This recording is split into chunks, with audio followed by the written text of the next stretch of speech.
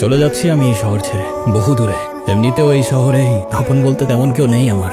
শুধুমাত্র শেষবারের জন্য আমার ছোট্ট বন্ধুটাকে দেখতে এলাম। ভালো থেকো ছোট্ট বন্ধু, আর তুমিও ভালো থেকো। আসি। কান্না করলে কিন্তু তোমাকে একটু কিউট লাগে না। কিউট লাগারও দরকার নেই, কিন্তু বেশি কান্না করলে কিন্তু দাঁত পড়ে যায়, এটা জানো? এই একটা তো মনে হচ্ছে পড়েও গেছে। 1 2 3 কই না তো, দাঁত পড়ে নেই। ও যাক, বেঁচে গেছো তো। এখন বলো কি হয়েছে? কেউ কিছু বলছে তোমাকে? বাংলাতে 3 শিট, আর 3 পাইলেই তো 33টা হয়ে যেত। তুই মজা করে না তো। তুমি জানো এক্সামের দিন কি হয়েছে? টিচার আমাকে বকা দিয়েছে, তাই আমি কিছুই লিখিনি। মানে টিচার তোমাকে বকা দেওয়ার কারণে তুমি আর লিখোই নাই? না, লিখি নাই। আমি কি কোনো ভুল করছি যে টিচার আমাকে বকা দিবে?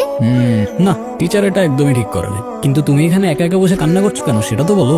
আমার নানু ভাই আমার এই মার্কশিটে কখনো সাইন করবে না, আর যদি সাইন করে না নিয়ে যাই স্যার আবার আমাকে বলবে। তোমার নানু তোমার মার্কশিটে সাইন করবে না কেন? আমার নানু ভাই অনেক রাগী। তোমার মতো রাগী? আমার থেকেও অনেক রাগী। ও, কেসটা তো খুব ঝামেলার মনে হচ্ছে।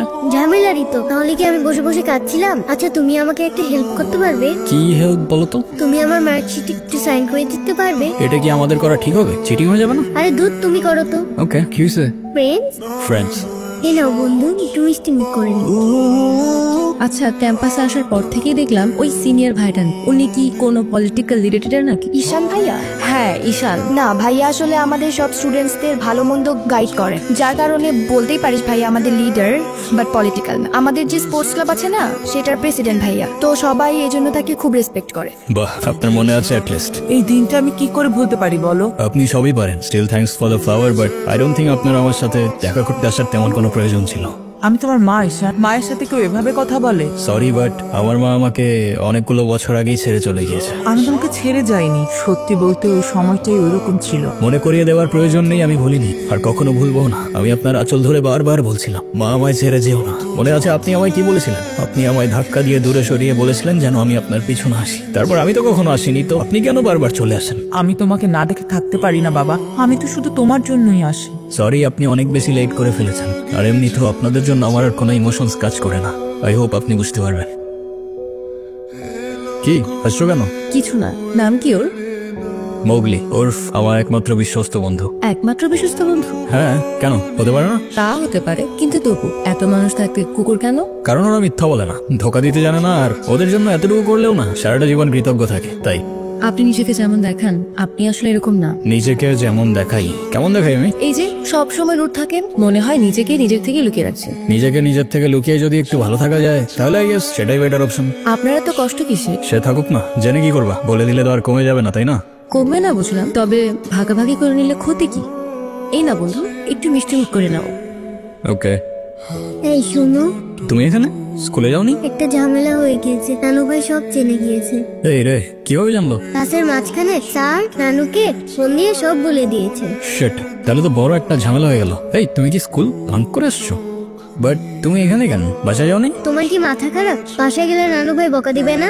তাহলে এখন কি করবা? চলো আমরা দুইজন মিলে একটু ঘুরি। একদম না, ব্যাড আইডিয়া। তোমার কি একটু মায়া লাগে না যে তুমি এই ছোট মানুষটাকে রেখে চলে যাবা? আরে আজব, আমি আবার কই চলে গেলাম? তাহলে চলো বন্ধু, ঘুরতে যাই। দেখো, আমি অনেক কষ্ট করে বাবাকে ম্যানেজ করছি। তুমি যেভাবেই হোক বাবার সাথে ইমিডিয়েটলি দেখা করো। আচ্ছা, দেখা তো করবোই, কিন্তু এখনই কেন? গ্রাজুয়েশনটা শেষ হোক অ্যাট লিস্ট, আর সময় তো আর শেষ হয়ে যাচ্ছে না। তোমার শেষটা হলে আবার ঠিকই হচ্ছে ঈশান, তোমার গ্রাজুয়েশনের জন্য বাবা মাকে বাসায় বসায় রাখবে না। আচ্ছা, আমি কিছুদিন পর দেখা করি, তাও একটু ভাবতে দাও। আর কত ভাববা তুমি? তুমি চাওটা কি ঈশান? আমি মরে যাই? ঠিক আছে, তোমার ভাবতে হবে না। আরে যাবো না বলছি নাকি? বসো, একটু কিছু না হইতে কান্নাকাটি শুরু করে দাও। এত টেনশন করার কি আছে? আমি তো আসি নাকি? সত্যি তো? 100। আচ্ছা, একটা কথা বলি, রাগ করবা না প্লিজ?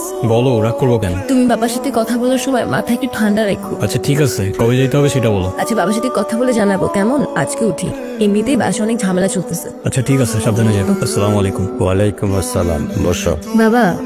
ও ঈশান। সে তো দেখলাম। কি করো তুমি? আমি এলএলবি তে লাস্ট ইয়ারে আছি। স্টুডেন্ট। তোমার উদ্দেশ্যটা কিন্তু আমি বুঝতে পারছি। জি স্যার। তোমাদের মতো ছেলেরা কেন আমাদের মতো বিজনেসম্যানের মেয়েকে টার্গেট করে, কিসের লোভে, সেটা আমার আমার খুব ভালো করে জানা আছে। বাবা কি বলছো এসব? তুমি চুপ করো। তোমার ফ্যামিলিতে আর কে কে আছেন? বাবা মা দুজনেই আছেন, কিন্তু ফ্যামিলি বলতে আমি একা। তার মানে আমি তো ঠিক বুঝলাম না। তারা আমার সাথে থাকে না, সেপারেটেড। ও, বুঝতে পারছি। তা প্রবলেমটা কার ভেতরে? বাবা মাকে ছেড়ে চলে গেছেন, যে মা বাবাকে? আপনি ঠিক কি মিন করতে চাচ্ছেন আমি ঠিক বুঝলাম না স্যার। ক্যারেক্টারের প্রবলেমটা কার ভেতরে ছিল, তোমার বাবার না মার? আরে সমস্যা তো আপনার ক্যারেক্টারে। You don't even know the basic manners. কিভাবে কারোর সাথে কথা বলতে হয় সেই ভদ্রতাটাও শেখেন নাই আপনি। আমাকে আসছে আমার বাবা মা নিয়ে কথা বলতে। আর হোয়াট ইউ মিন ভাই তোমার মতো ছেলে? হ্যাঁ, কি টার্গেট করছি আমি? আপনার টাকা? অবভিয়াসলি, তা নয় তো কি? আপনার হয়তো আমার ব্যাকগ্রাউন্ড সম্পর্কে ধারণা নেই স্যার। আপনাদের মতো সো কল্ড বিজনেসম্যান আমার বাবার অফিসের লাইন দিয়ে দাঁড়িয়ে থাকে। আমি এখানে আসছি শুধুমাত্র ওকে ভালোবাসি বলে, সেকেন্ড কোনো উদ্দেশ্য সমান। তুমি তো একটা বেয়াদব। তোমার ক্যারেক্টার সম্পর্কে আমি খুব ভালো করে জানি। তুমি রাস্তাঘাটে মাস্তানি করো, আর তুমি কি করে ভাবলে যে তোমার মতো একটা স্কাউন্ডারের হাতে আমার মেয়েকে তুলে দেবো? তো আপনার মেয়েরে কে বলছে আমার হাতে তুলে দিতে? আমি বলছি সাইডে ক্যান্সার অপমান করতে। আপনার বাবা মাই তো আপনাকে ভদ্রতাটা শেখাইতে পারে। নিয়ে আসছেন আমায় জাজ করতে। বেরিয়ে যাও এই মুহূর্তে, আমার বাড়ি থেকে বেরিয়ে যাও। আপনি যদি মনে করেন আপনি চিৎকার করে আমাকে দমায় রাখতে পারবেন, then I can make more noise.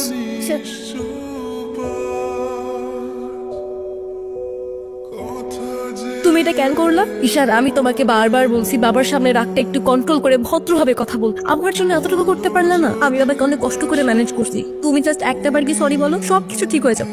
আমি কেন সরি বলবো? উল্টো তোমার বাবাকে বলো আমাকে এসে সরি বলতে। ঈশান, ফল্ট তোমারও ছিল। তুমি বাবার সাথে শাউট করছো, আর একটা সরি বলে যদি সবকিছু ঠিক হয়ে যায়, কেন সরি বলবা না? কারণ আমি সরি বলি না, আর বলবো না। বলছি তো বলবো না, ব্যাস।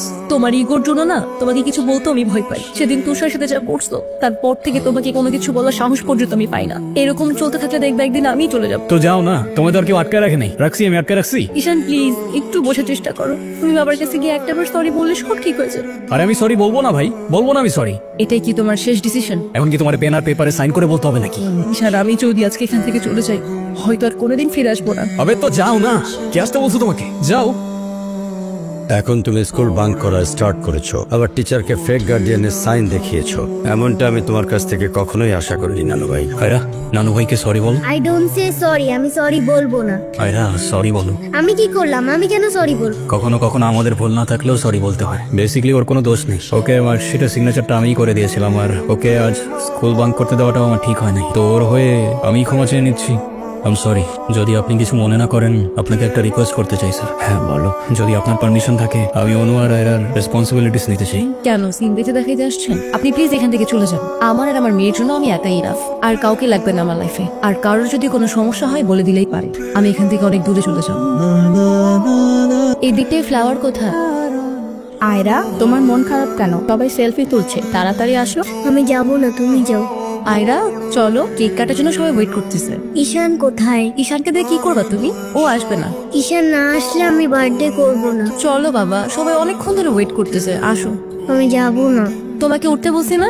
আমি যাব না, যাব না, যাব না। নেক্সট টাইম আমার সাথে শর্ট করে কথা বলবা না, মনে থাকে যেন।